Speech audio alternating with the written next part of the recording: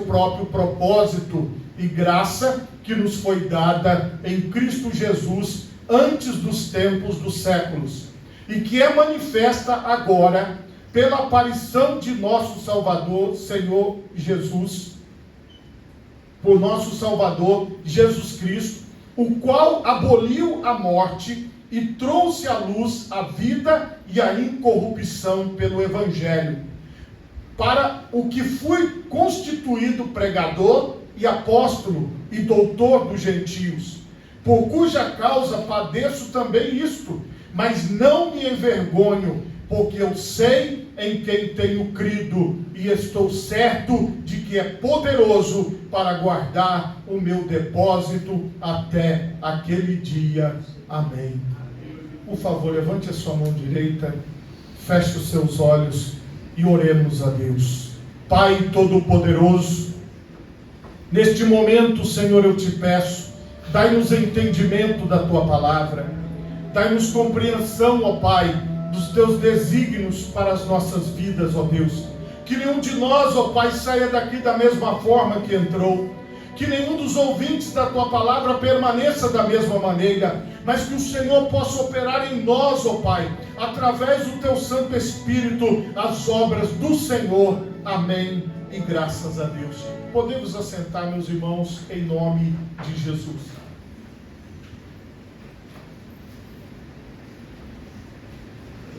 Meus irmãos, o tema da mensagem nesta noite é: em quem você acredita?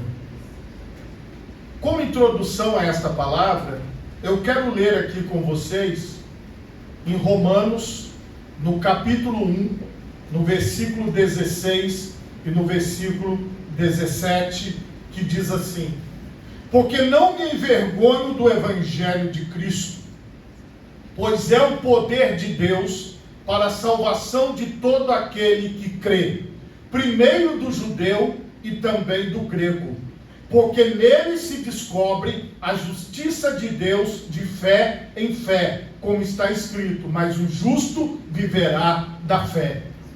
Nós estamos falando aqui da vida eterna. Nós estamos falando aqui do poder de Deus, do poder que vem mediante a apresentação de Jesus Cristo como aquele que vive e reina para todo sempre. O que eu posso te dizer? Jesus, ele instruiu os seus apóstolos para que pregasse essas boas notícias, estas boas novas. E o apóstolo Paulo aqui está dizendo: eu não me envergonho do Evangelho, porque o Evangelho, que é o Senhor Jesus, é o poder de Deus para a salvação de todo aquele que acreditar, de todo aquele que crê. Aqui a condição para a salvação é crer no Senhor Jesus, é acreditar no Senhor Jesus. E que evangelho é esse? Foi o que eu li no começo do culto. Lá no Evangelho de Lucas, no capítulo 2, do versículo 8 em diante, diz assim: ora, havia naquela mesma comarca pastores que estavam no campo e guardavam durante as vigílias da noite o seu rebanho. E eis que um anjo do Senhor veio sobre eles, e a glória do Senhor os cercou de resplendor, e tiveram grande temor. E o anjo lhes disse: não temais, porque eis aqui vos trago novas de grande alegria, que será para todo o povo, pois na cidade de Davi vos nasceu hoje o Salvador, que é Cristo o Senhor. Qual é a boa notícia que os anjos vieram entregar para os pastores que pastoreavam os seus rebanhos lá no campo, lá no meio do mato?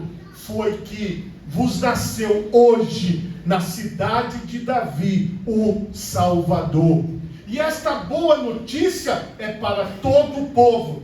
Esta notícia é para mim, esta notícia é para você, esta notícia é para todos nós. Jesus Cristo nasceu para nos salvar e para nos entregar a vida eterna.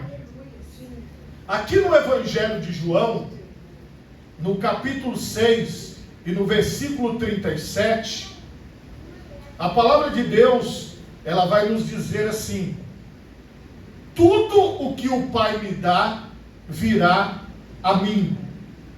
E o que vem a mim, de maneira nenhuma o lançarei fora. Todos nós que estamos na presença de Jesus hoje, o Senhor não nos lançará fora. Porque se nós estamos aqui, se nós estamos envoltos em torno da pessoa de Jesus, é porque o Senhor tem uma obra poderosa a realizar em nós. Então jamais o Senhor nos lançará fora, jamais o Senhor nos dispensará, porque nós fomos chamados por Ele. O Espírito Santo ministrou sobre nós e é o que nos faz estar juntos aqui neste lugar. Jesus também fala isso de uma forma mais aberta. Evangelho de Mateus, capítulo 11, versículo 28 em diante: vinde a mim todos os que estáis cansados e oprimidos, e eu vos aliviarei.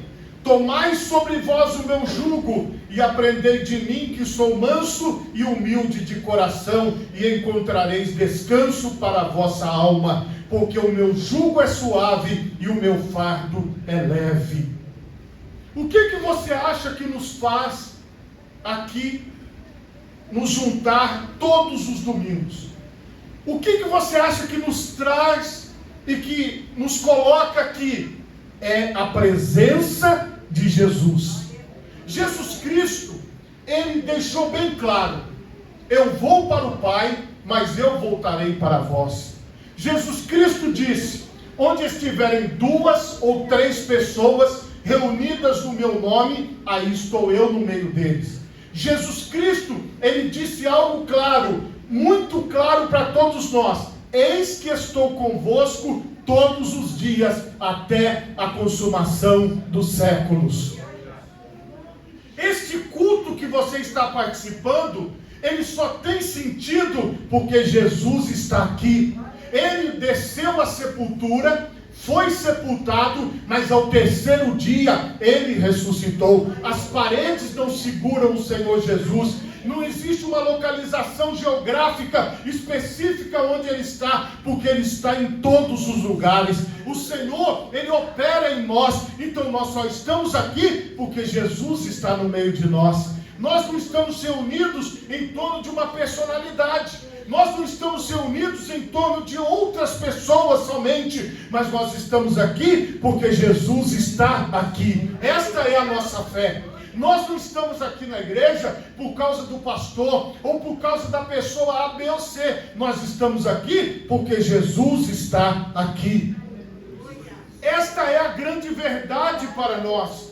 E quando você tem um encontro com Jesus, quando você se encontra com o Senhor, a sua vida ela é totalmente transformada. A sua vida ela é mudada. Mas este encontro verdadeiro, ele é algo que é íntimo, ele é algo particular, ele é algo exclusivo. Eu não tenho poder de fazer você se encontrar com Jesus. É você que tem que dizer: Senhor Jesus, eis-me aqui na tua presença, eu quero ter um encontro contigo. Isso tem que vir de nós. Nós devemos ter este desejo, porque Jesus falou: vinde a mim, todos vós que estáis cansados e sobrecarregados ou oprimidos, e eu vos aliviarei. Este alívio que Jesus nos promete, nós precisamos só ter uma atitude: ir até Ele. E como é que eu vou até Jesus? Agora, neste momento, Ele está aqui. Então nós já estamos na presença de Jesus. Porque, meus irmãos, nós não estamos aqui para nenhuma promoção. Nós não estamos aqui para nada além do que estar em torno de Jesus. Então você está no lugar certo, porque aqui não tem outro nome além do nome de Jesus para ser exaltado e para ser glorificado. Agora, o que Jesus faz na nossa vida? Eu quero mostrar 2 exemplos práticos para vocês. O primeiro, ele está em Lucas, no capítulo 19. Lucas, capítulo 19, do versículo 1 em diante. Algo que todos nós já ouvimos, mas serve para a gente entender. E tendo Jesus entrado em Jericó, ia passando, e eis que havia ali um homem chamado Zaqueu. E era este um chefe dos publicanos e era rico, e procurava ver quem era Jesus, e não podia, por causa da multidão, pois era de pequena estatura. E correndo adiante, subiu a uma figueira brava para o ver, porque havia de passar por ali. E quando Jesus chegou àquele lugar, olhando para cima, viu e disse-lhe: Zaqueu, desce depressa, porque hoje me convém pousar em tua casa. E apressando-se desceu e recebeu-o com júbilo. E vendo todos isso, murmuravam, dizendo que entrara para ser hóspede de um homem pecador. E levantando-se Zaqueu, disse ao Senhor: Senhor, eis que eu dou aos pobres metade dos meus bens, e se em alguma coisa tenho defraudado alguém, o restituo quadruplicado. E disse-lhe Jesus: hoje veio a salvação a esta casa, pois também este é filho de Abraão, porque o Filho do Homem veio buscar e salvar o que se havia perdido.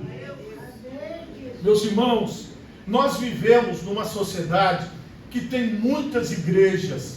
Aqui mesmo, no bairro Ilha de Santa Maria, nós temos dezenas de igrejas.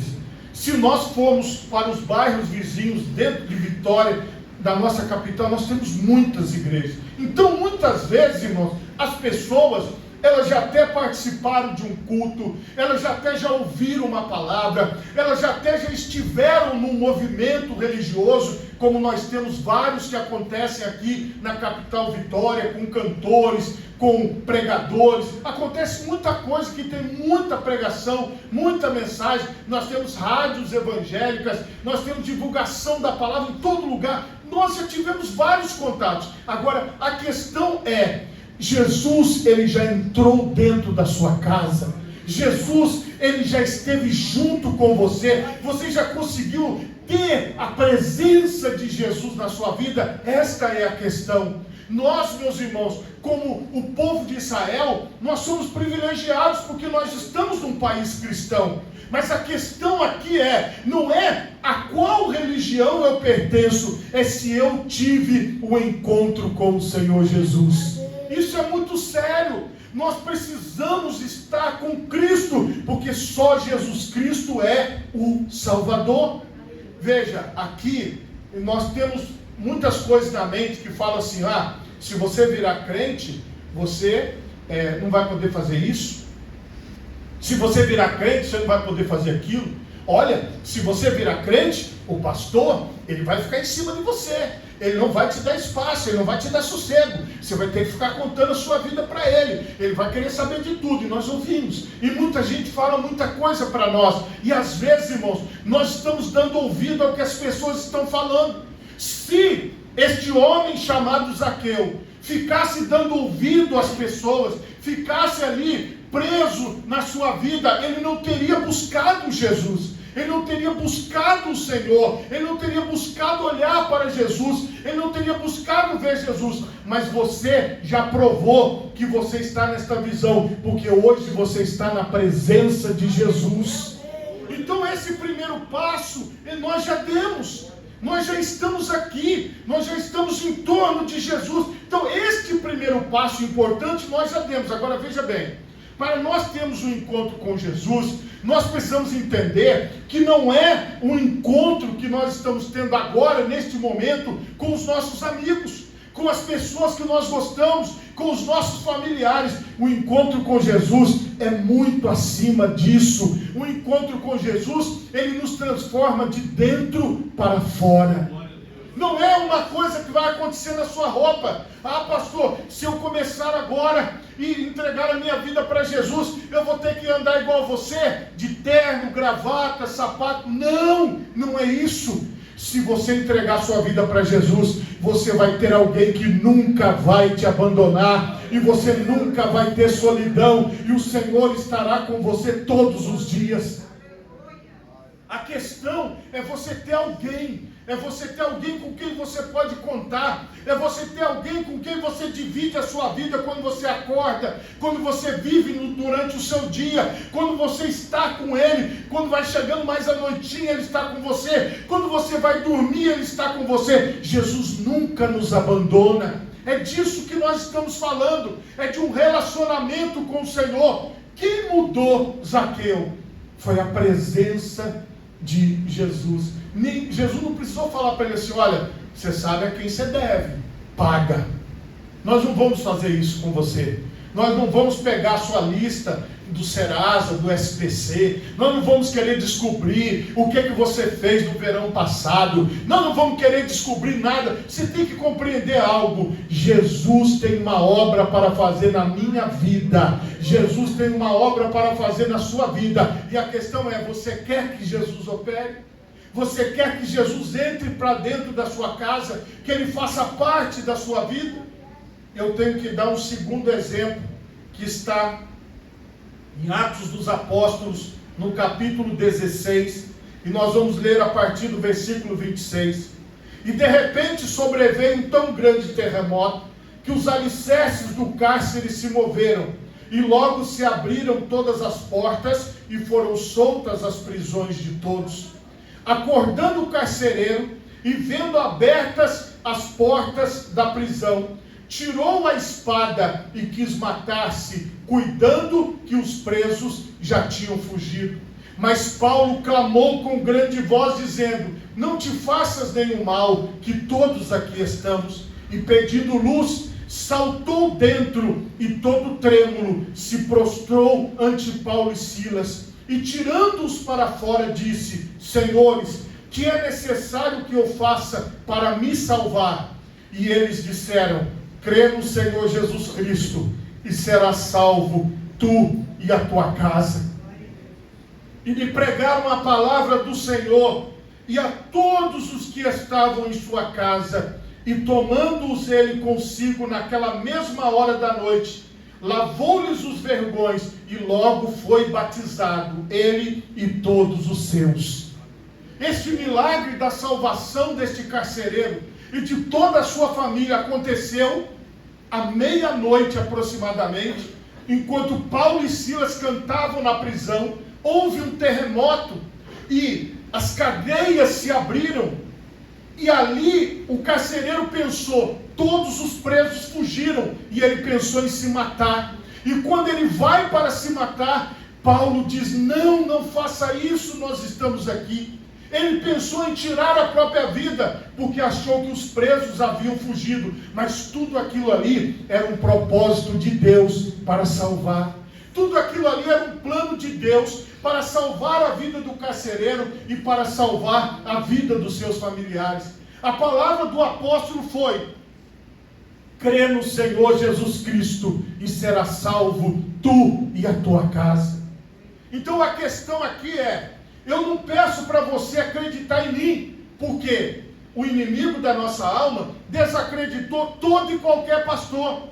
Todo e qualquer pastor é visto como ladrão. Assim como os políticos são desacreditados, os pastores também são. As pessoas olham para uma figura como a minha, a isso que eu represento, e na maioria das vezes enxergam: o que será que ele está fazendo? O que será que está acontecendo? Porque vem muita coisa na mente das pessoas, e isso está espalhado pela internet, está nas redes sociais, está mostrado em todos os lugares. Quando as pessoas fazem piada, elas fazem piada com pastores, elas fazem piada com pregadores, e assim por diante, e tudo isso faz parte da vida. Agora entenda, hoje eu preciso que você esqueça que existe pastor, eu preciso que você esqueça que existe religião. Eu quero que você entenda que existe alguém, e este alguém quer salvar a sua vida e a minha vida. O nome dele é Jesus Cristo. É só ele que salva, não é o pastor que salva, não é a religião que salva, mas é Jesus que salva.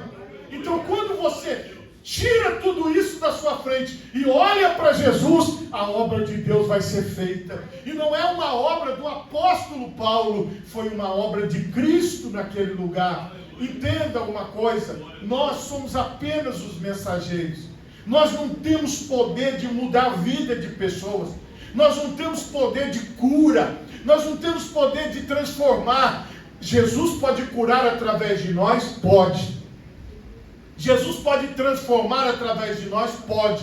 Jesus pode libertar através de nós? Pode. Mas nós, como seres humanos, não temos este poder. Nós somos apenas um canal de Deus. Nós somos apenas o barro nas mãos de Deus. Então entenda, não olhe para quem está falando, olha para o que você está ouvindo. Escute a voz de Jesus, que é a voz do Salvador para nós.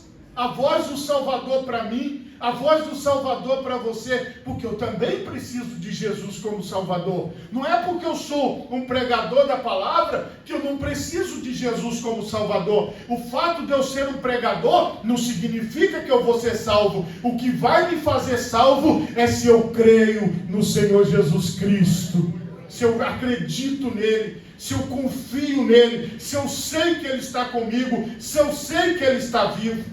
E agora, nós vamos para o nosso texto principal, que nós lemos no começo, 2 Timóteo, capítulo 1.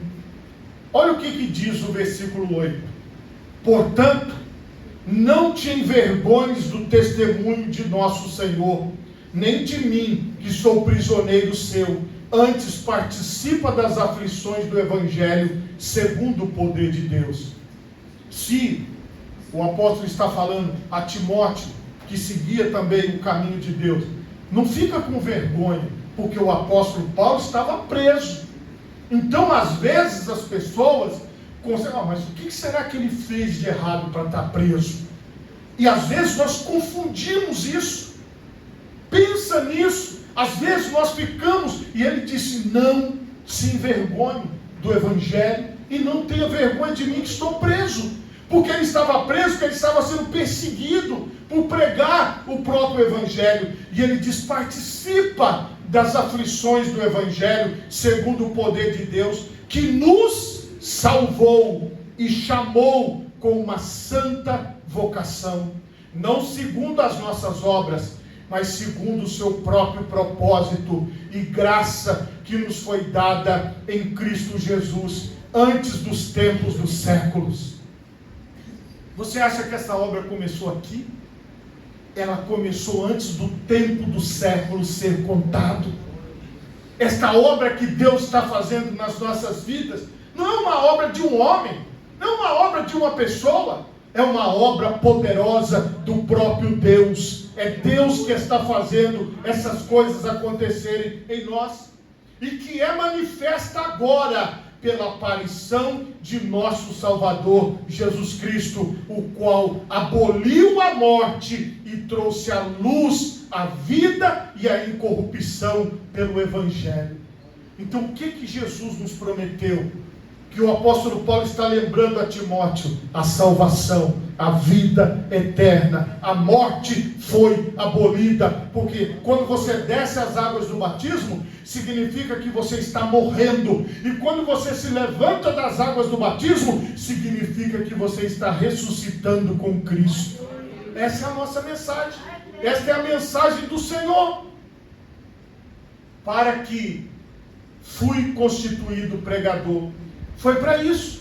O apóstolo Paulo disse: eu fui constituído pregador para anunciar esta obra que o Senhor Jesus realizou em nós, que começou antes dos séculos iniciarem a contagem, para o que fui constituído pregador e apóstolo e doutor dos gentios, por cuja causa padeço também isto. Ou seja, ele estava preso, mas não me envergonho, porque eu sei em quem tenho crido, e estou certo de que é poderoso para guardar o meu depósito até aquele dia.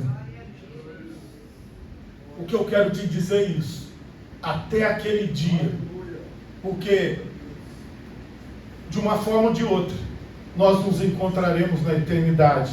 Eu tenho certeza que você vai se lembrar de que você um dia esteve em algum lugar e que um pregador falou, uma pregadora falou, um irmão falou, uma irmã falou, alguém levou a palavra, alguém falou de Jesus, alguém trouxe algo para a sua vida. Preste atenção numa coisa: Jesus não é nada do que estão falando na internet. Jesus não é nada do que estão mostrando por aí. Ele é aquele que morreu por nós e que ressuscitou e que faz de nós seus discípulos, seus seguidores, e que faz de nós pessoas que vão herdar a vida eterna. Então eu sei em quem eu tenho crido. Eu não creio no Cristo das religiões, eu não creio no Cristo dos pregadores, eu creio no Cristo da palavra, eu creio no Cristo do Evangelho, eu creio no Cristo da Bíblia e no Cristo que está aqui hoje, neste lugar, para fazer a obra nas nossas vidas. Uma obra poderosa, porque esta obra, ela vem do Senhor para nós. Eu creio em Jesus Cristo como meu único Senhor e Salvador, e por meio dele eu quero entrar e adentrar a eternidade. Se você pode, coloque as duas mãos na altura do seu coração, feche os seus olhos e oremos. Pai Todo-Poderoso, só o Senhor pode operar este milagre.